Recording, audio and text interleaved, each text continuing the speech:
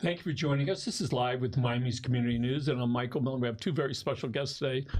Ken Russell, former Miami Commissioner, and Mike Ewall. So Mike, tell us about what you've been doing recently. And Commissioner, if I could call you that, we're going to get to you in a second. So tell us about your organization.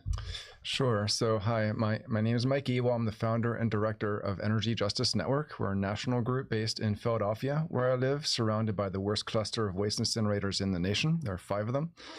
So I'm very familiar with this industry, been working against it for about 34 years now. And so I'm here in Florida for the next month to help our member groups and others who are fighting back against the expansion of this industry and ultimately to get it shut down because it's unnecessary and too polluting. And that's what we're going to talk about. We're going to talk about the incinerator that Miami-Dade County is looking to replace. There was a fire burnt down the old one in Doral a year plus ago. And there are different factions that wanted it in different places. But your group, the group says, how about nothing, not on planet Earth, should this thing go in? So, Commissioner, tell us a little bit about why the county should look at whether or not it should really have an incinerator. Well, it's a very big discussion, and they feel like they've already made the decision. And I entered this discussion because I come from a unique position of having been an elected official here in the county. I was a City of Miami Commissioner. And since then, about almost 2 years now, I've been doing consulting around mostly environmental issues and sustainability. And what I've learned is that there are alternatives and other cities that are getting this right. However, the county has had a bit of tunnel vision on renewing this idea of waste to energy incineration. One of the things we recognize so often when we go to rehab a house, we'll say, oh, look, there's a door there, so let's put another door in. Oh, that's where the air conditioner used to be, so let's put it there. All of a sudden, you realize that you've just rebuilt it in the same place, when in fact, maybe the old house doesn't work anymore. I'll carry that metaphor. So it's the path of least resistance. You had a door there, and guess who's going to really help you? The door salesman. He's going to say, I've got the newest, best door, and you're going to love it. All you got to do is pop it right on the same hinges, and off we go. So your job in life, your passion, your mission is to do what? So we help communities around the country that are fighting against dirty energy and waste facilities. It includes landfills and incinerators and power plants and all sorts of things that are not needed because there are cleaner alternatives available.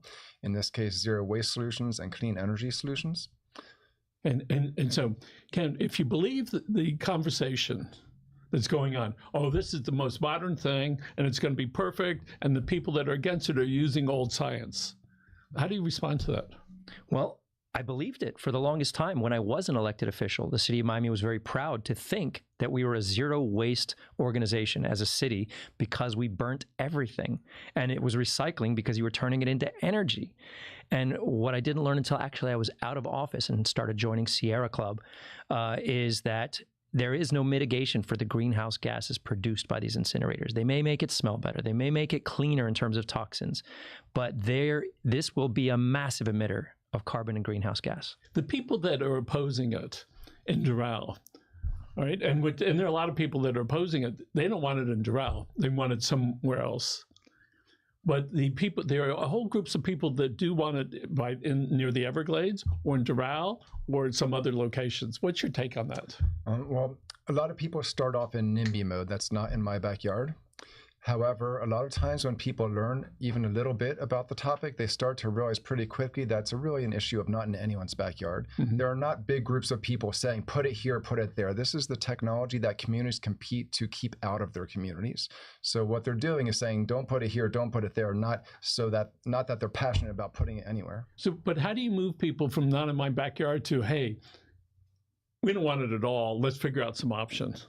Well, if it doesn't go in anyone's backyard, where it's most likely going to go, where the county and the mayor are recommending it go, is that we build the country's largest garbage incinerator and put it right by the Everglades. And I think all of our communities can agree that's probably not a great idea. And the county's considering that because of what? They own property there outside the urban development boundary, which they feel could be easily permitted to do this. And that way they don't have to deal with the constituencies of fighting about my city or your city. But there is nobody fighting for the Everglades, and that's where Sierra Club comes in. However, surprising to many, we're not saying don't just put it by the Everglades. We're saying there's better alternatives. You don't need an incinerator at all. And how do you make your position known to the deciders? Well, it's tough. I like to hope that they'll empathize a little, that I was in their position and I've seen the light. And also having Danielle Levine-Cava as our mayor, she is our environmental champion. And Sierra Club endorsed her twice in her races. So we love Mayor Levine-Cava, and she has come to our meetings, even since making this decision, to say that she still has an open mind. So I'm working together with her office, her administration, to really help them study the cities that are getting this right without incineration. So this is not a matter of trying to convince her to do it over here or over there, but Correct. to show her that there is some completely different option. Correct. And Mike, what is that option? Well, there are two paths to be looked at here. One is, what do you do with what's left? Is it landfill or incinerator? Because there are not really other options. And it's really landfill versus both. Because when you incinerate, you don't turn it into energy. We're not violating the laws of physics and turning matter into energy. That doesn't happen. We turn trash into toxic ash and toxic air emissions. So we're talking about incinerator with an ash landfill, or just going straight to a landfill. The other path is, what do we do to reduce waste in general so we can fill up those landfills most slowly? But what the mayor is confused about, what so many politicians are confused about, they're under the misconception that landfilling is the worst thing ever. And I'm not saying it's good. I'm not a fan of landfills. I've fought them plenty. But landfills are made more toxic when you put ash in them. And the air is made more toxic when you burn first. It's the worst option to incinerate and landfill ash than to go straight to the landfill. So there is an end product when stuff is incinerated. If you put in 10,000 pounds, more or less what's left, what percent of that? About 30%. 30. Close to 30, yeah. Oh, the figure that I had heard was only 10. But That's by volume. So they're playing games with you. They pay for this and haul this in tons. So you put in 3,000 tons, or actually they want to do 4,000 tons per day. So a third of that is going to be a little over 1,000 tons per day of toxic ash that come out. Now it will be more like a 90% reduction by volume, but they pick the favorable numbers to them, but we pay for it in tonnage. So this really, does this address the bigger issue about really what are we going to do to all the stuff that's left over after we've done consuming it? Because we know we have a landfill down south, we've got a couple other ones, and now this stuff is being hauled off to other places. So what does that bigger picture look like? Well, I listened to Grant's interview with Mayor Levine-Cava, and she gets almost all of it right. The idea of a campus that looks at all of the alternatives, which includes better recycling, an actual composting program led by the county, a reduction in the consumption that we have altogether. Miami-Dade is one of the largest in the country in terms of consumption and creation of waste. All those things are correct. The part that they're missing is that they believe they need half of that garbage to be handled by an incinerator.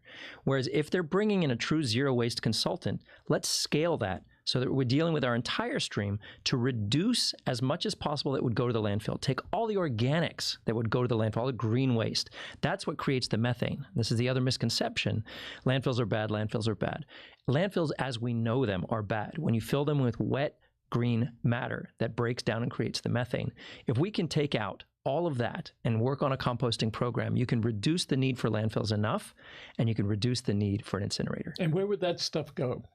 Well, that's where all these programs come into play, and they work together. And that's this campus concept can happen. All of these different modalities and options, alternatives can work together. The location to be decided could even be some of the locations they're considering, but incineration is the one that they should take off the table. How does money play a role in this? Oh, gosh. Yes. Well, Wait, hold on one second. Would you turn the air conditioner back on? Thank you. Well, there's always money in politics. And so let's not be naive about this. There are probably people getting campaign contributions from this industry. I haven't looked that up in this case. I've seen it in other cases. There are some politicians who've ended up in jail because of corruption, because of things like this. So sometimes that's an issue. But it could also just be the money spent on lobbyists to get the ear of politicians and fly them to Copenhagen and to Japan and all these places to look at other incinerators. But they're not getting that kind of attention lavished on them to look at zero waste models around the world. From what I recall, some of the influences at the county went overseas. They looked at some some places. Did some of them include something that you're suggesting? So they did a tour of the finest waste-to-energy facilities around the world, but they didn't even go to our own backyard. Austin, Texas has one of the most sophisticated alternative forms of waste management that does not include incineration. They're on a path by 2040 to have 90% of their waste diverted away from landfills and no need for an incinerator. So is this the case of that old house? We're just going to build a whole house, but we'll put a new air conditioner in it? I'm not sure how I can follow that metaphor, but they could have gone, there's some places they could have gone to see some great examples that didn't include an incinerator. Why? Well, I do believe they are being led by the industry that they know. That is, again, the path of least resistance, right? And I don't believe there's been inappropriate campaign contributions or inappropriate decision-making going on here. I do believe we have earnest policymakers who believe they're making the best possible environmental even decision for us. They haven't studied this one well enough yet. So we know that there are going to be some popular and unpopular decisions made one way or the other. Are there, other than the insurance companies that's pushing them, I think, to get it done, is there some other reason that there would be in a hurry to build a plant now? This one I can't figure out, because even once they make this decision, it's going to be 10 years before that thing is burning its first piece of garbage. So we have the time to make the right decision. They feel they're under the gun because they're now shipping their garbage elsewhere. But all of these alternatives can start coming into play much more quickly than the creation of an incinerator. And their claims around greenhouse gas are completely false. The county's own study shows that there is no answer for that right now. They are going to produce carbon. They are going to be a massive emitter of greenhouse gases. So taking their time right now for the technology to catch up on some of these alternatives is way better than jumping the gun right now and forcing this incinerator. Because once they start, that's where we're heading, and that's us for the next 2 generations. Well, we know in Coral Gables they did tear down that city hall that was under construction. But let me ask you, Mike, so is there any really good site that would be less damaging realistically, whether it was over by the airport or in Doral? For an incinerator. The incinerator. Isn't that the same genre, whether it's a mile or 5 miles or 10 miles? The pollutants from an incinerator travel as far as the Canadian Arctic. The largest contributors of dioxins, the most toxic chemicals known to science, were traced to incinerators in Iowa and Pennsylvania. So some of this stuff can travel very far. If you put it out by the airport or out by wherever you think people aren't, it doesn't matter, because that pollution travels. Some of it gets into the food chain, especially the mercury and dioxins, getting into fish and other meat and dairy that people eat. And so they end up consuming it regardless of where you put the incinerator. There's no safe place for it. I understand in noise barriers, they're really good for 200 feet, for the first 200. Then after that, they don't make any difference. So, and when we see these smokestacks, with these images of it going up, it goes away and it goes to your neighbors, all right? But we're the neighbors. So tell us about the effect that you think that it might, if an incinerator is built, whether it's in Doral or in the West Airport, what effect it might have on the Everglades. Well, especially if it goes where the county is recommending right now, which is the Airport West location. This is outside of our urban development boundary, where we don't let others do this sort of thing, and we're planning to do it ourselves. And when I say stone's throw from the Everglades, it literally is a stone's throw from the Everglades. You could hit an alligator from this place. We protect those areas like crazy. And all of a sudden we want to become, I wonder if I got it right, a really big polluter. Do I have that right? Absolutely. Absolutely. This is a very large area which will have an impact on our environment, on the critical species there, on our water table. But most of all, from the Sierra Club's position, is on the climate issue.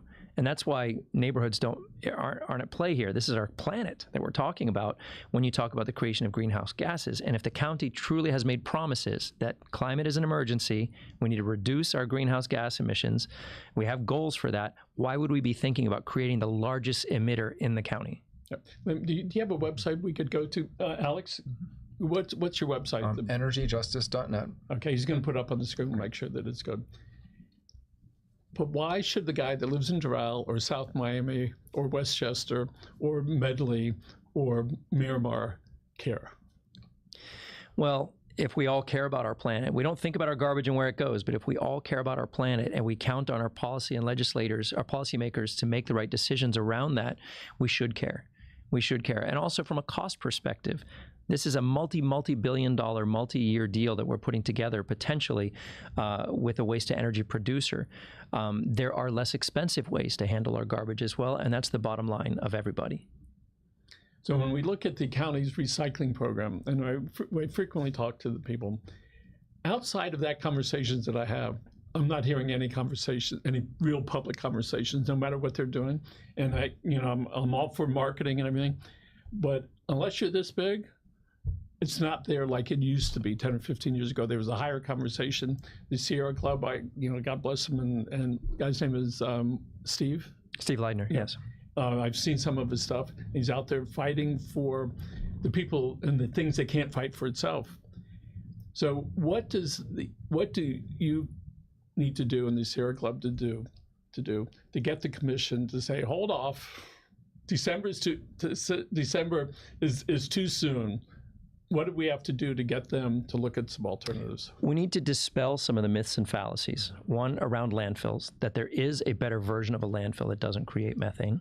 Two, that we can reduce, that we can change our habits. Did you know that construction and debris, demolition debris, is one of the massive contributors to our landfills? Yes. They're taking up tons of space in our landfills, and we don't even have incentives or mandates that could help our environment by using a circular economy concept of recycling their debris. So there's all sorts of things that the policymakers could open their eyes to, and I believe they will be open to it. They have an open door. We are at the table. And so we just really want them to take a look at the best practices that are being done by other cities and realize that they have another option. They just simply don't believe they have another option right now. Right. In that case, there are communities doing deconstruction, mandating it even. So instead of taking wrecking balls to buildings and demolishing them, you carefully take them apart, create a lot more jobs, have a lot more material going into reuse economies and recycling economies, reducing waste massively. Who ever thunk? And Florida state law requires that counties have a policy, not deconstruction per se, but a policy around reducing construction and demolition waste. So why are they not trying harder on that? That's a huge chunk of the waste stream right there. Composting, again, door to door, like New York City just started doing. Every part in the city is now collecting organics door to door. That would take large chunks of the waste stream away. More than 40% that they need the incinerator. What is the immediacy that the commission feels that they have to make a decision right away versus, hey, let's continue looking at, other than these 4 or 5 sites that are being considered? I'm sure there is some timelines on the funding that's available to them for reconstructing the waste-to-energy facility. They're looking at the insurance money, and they're also looking at some of the Inflation Reduction Act money from the federal government. But we believe that these can be turned into uses for the alternatives as well. They're already considering that in the greater campus of things for half of the waste stream. We'd like to see them scale that to the entire waste stream. There's also a major, not time sensitive exactly, but there's a bill that passed a couple of years ago here in Florida where the state taxpayers will be made to underwrite half the cost of any new incinerator. So if we're looking at $1.6 billion, that means $800 million of state taxpayer money funding the building of this. So that's part of what's driving it, is those kinds of misguided subsidies. In April of 1954, there's this guy, his name was Roger Bannister. And he was out practicing, did a quarter mile in world record time, he did a second quarter mile, third quarter mile. Then his coach called out the media and said, okay, today a world record is going to be set by Roger Bannister running a sub 4-minute mile. And on the day that he did it, they said it couldn't be done, that he would have a heart attack, and did it. Never been done before. And then in the following 12 months, 15 other people more or less did it. And today it is a common thing. So when is it going to be a common thing that before, it can't be done, but all of a sudden we're going to be able to look back and, well, of course somebody could do that. So what does that look like in 5, 10, and 15 years? I think Mike has a better handle on the other places that have already taken this step, and that we could, if we want to be a leader on this, that's infectious, that's viral to a good habit of non-incineration, I think there's other examples we could already look to. We look to Miami, we've been here for our entire lives. This is a real metropolis now. We are known throughout the world, and we should be a really good example of what other people can do. And somebody's got to set that and make sure that as best we can, so our kids and grandkids are going to look favorably, rather than, oh yeah, we're using the same process before, which is burn it, take the ash, stick it over there, and I know what happens to that ash. It sits over there, and then it builds up. And so when I hear the numbers, all right, sometimes it doesn't make sense, and now I know why, because it's not supposed to. So if the powers to be were sitting right here, what would you want them to do, Ken? And then Mike. Really study the numbers on the alternatives. If you were to take incineration off the table, let's say it wasn't even available to you, how would you solve our problem? And they can find a way, because it's been done elsewhere in very comparable size cities and counties. Really consider those. And if you're giving them a fair shake and you still don't believe that you've got an option, which I don't believe is going to be the case, then you're making a level-headed decision. Right now, you're not making a level-headed decision. And how about with you, Mike? Well, first of all, if they can't build this for 10 years, which is what they're saying is how long it'll take, they're already doing the alternative for the next decade. They're already doing it right now. They're using landfills, and they're doing some degree of waste reduction. They need to do a much greater degree of waste reduction, and maybe there are different or better landfills or ways they can make sure the landfills are better managed, but there's no scenario in which building an incinerator is going to enable waste reduction to happen effectively when they have to have put or pay clauses in their contracts that say you have to give the incinerator a certain amount of waste or pay as if you did. It's a disincentive to actually reducing waste. And these contracts have that, and the commissioner said this during their meeting about a month ago. So it's clear that they plan to have that in Whether their you contract. use it or not. You'll actually be incentivizing ourselves not to reduce, because we've got to feed that beast. Yeah. Landfills you can fill at any speed. Incinerators don't work that way. So the county can say, we're going to continue with the way we're doing it. Let's come up with some alternative that does not include an incinerator. Right, and there are examples that they can find. Oh, of course. I mean, San Francisco is always pointed to as the one in the lead, and everyone says, "Oh, well, that's California. They're different there." Okay, maybe there's something to that. It takes 10 years to make its way across, but it'll get here. If you look at most West Coast cities, whether it's in Seattle, Portland, or most places in California, you'll find they're way, way ahead of the rest of the country. But other places are starting to catch up. Austin's been doing some great stuff for many years since they've had a zero waste plan for about over a decade now. Washington, D.C. has a new zero waste plan. Delaware County, Pennsylvania, with the largest trash incinerator in the country, is about to release a zero waste plan that's very ambitious as well, as they work to end incineration as soon as they can within the next few years and move to a zero waste economy. For the people in Doral, we love Doral, one of the best cities in the county, and maybe in South Florida. And I just love it. They're really a tremendous city. Every business, I think, is out there. The folks out there are very concerned. They don't want it in their neighborhood. That seems to be number one. Not the other part, which is, let's look at this bigger picture. Not only do we not want it in our neighborhood, we don't want that. And they want to push it to somewhere else. So in these other places, a couple of them seem to be, well, go ahead, we'll do it. Just get it, and we'll do it. But that's not what you want. And again, if the powers to be were sitting right here, and you're trying to get them to push the button for the conversation, what does that sound like? Well, the decision was supposed to happen tomorrow, to be picking which city, and that's been deferred. And I think a big reason is that folks like in Doral are realizing they're not necessarily going to have it their way. They're being told, well, we may move it away from you, but you're going to have to pay for the entire delta of that move. And they don't have that kind of money, or the will of their taxpayers to pay that kind of money. So more and more cities are joining our movement to say there's an alternative, not just get it away from us, but there's an alternative. Coral Gables passed a resolution unanimously asking the county to defer this item and seek alternatives. City of Miami's Climate Resilience Committee voted unanimously in favor of Sierra Club's position. And we're hoping more cities, not even the ones that are being selected, but more cities will join in having the county listen to everyone that there's another option. And I'm sure Miramar loves that idea, which is not in our neighborhood and not in yours either. Miramar's very well educated on the alternatives and the situation. So they're not just saying not in my backyard. They really are speaking about these true alternatives and the viability of a non-incineration future. Okay, next, how long have you been involved with this type of work? I started in 1990. Just started in 19. That's a while, isn't it? I was in high school. You've been involved in social and civic activities for a huge part of your life.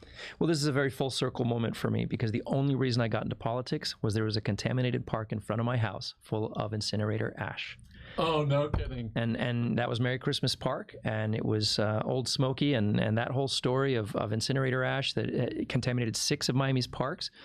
And I didn't know what to do but start organizing my neighborhood and get educated. And that got done because there weren't enough people fighting that to happen. And it took decades for that to get fixed. The incinerator itself was shut down decades ago by Coral Gables. Only once, it was in the West Grove, and those folks were suffering for it.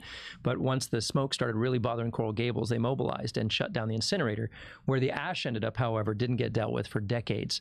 And once they realized where it was and where it came from, they had to do something better in terms of a remediation and cleanup. And so often we as consumers, we have to get annoyed enough to do something. So why are you doing this? When I first got involved, they were trying to build a trash incinerator in my hometown near Philadelphia. We fought that. Ultimately, it got built, not as big as, or as dirty as they wanted, but it's now the largest air polluter by far in all Bucks County, Pennsylvania. And where I live in the city of Philadelphia now, I'm surrounded by 4 other incinerators as well. They're all among the top polluters in the region. There's, of the 7 largest industrial air polluters in the Philly area, all 5 incinerators are among those top 7. So that's how significant this is. And we find this across the country, in that most places where there's a trash incinerator, it's either the #1 air polluter from industry in that county, or it's in the top 4. So does the county have that? Is that something that could happen? If that gets built here, that they were going to be this big, I'll use the term generously, polluter? Well, in their beliefs and understanding, this is a new generation of incinerator that isn't as bad as those old ones. But what I'm hoping is that our policymakers don't get distracted by the shiny objects. They're dressing up these incinerators with ski slopes now, and then try to show them as a better citizen neighbor. But they cannot answer the question to carbon and greenhouse gas creation. They cannot mitigate that. They cannot sequester that carbon, and they cannot answer that challenge.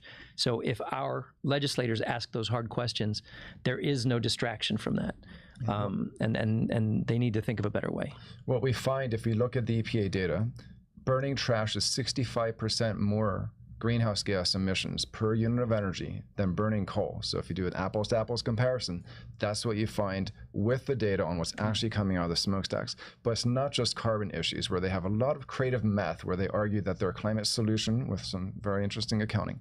However, they also release a lot of mercury, a lot of dioxins, the most toxic chemicals known to science, which travel very far and climb up the food chain, just like mercury. That's why we have advisories on, get this, 98.6% of the 2,000 some fish consumption advisories in Florida are because of mercury. So the joke about, taking a temperature with a fish, it's a convenient percentage, but that's almost all of the fish consumption advisories in the state are because of mercury, and 1/3 of the pounds of mercury going into the air in Florida is from the trash incinerators that you have here.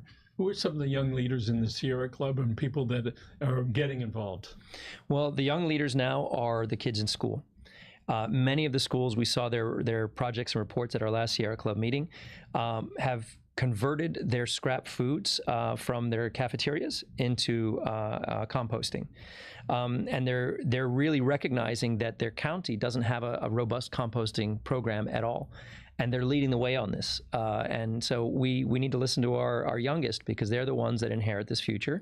They're the ones that pushed us at the city and the county to declare a climate emergency and to set carbon emissions goals. So we need to listen to them, and we need to make decisions that honor those promises. And as I mentioned earlier, my grandchildren go on kayaks in the canals here. And they've said, you got to keep it clean. This is why, because of the manatees and the fish and the turtles. And they learn very fast, and they're very, very adamant about it, more than anything, because they've learned the importance of that. So the school system has a responsibility to teach and to get options for people so they can be more involved. So this is sort of how you got involved in politics last time around? It is. I was a surfboard salesman before become a parks advocate against surfboard. Oh yeah. Before surfboards, I was playing the yo-yo professionally around the world. So not the common path to environmental advocacy in politics, but I've learned a lot along the way, and I found what my mission is. That's wonderful. A lot of people don't know you were a world-recognized yo-yo player. World recognized. I placed 3rd in the over 30 age division, so we'll put it there. Okay. Do you still practice? I've been teaching my kids a little bit of yo-yo, yes, and you're a TikToker? Yes, nearly 500,000 followers on TikTok, for better or worse. Okay. Yes. So you were doing TikTok about 4 or 5 years ago, if I remember, maybe earlier, and who knew that one day the TikTok would have so many people and do it so quickly, all right? And I think that's about life itself, because you never believe it'll get done until it gets done. And then you say, well, of course.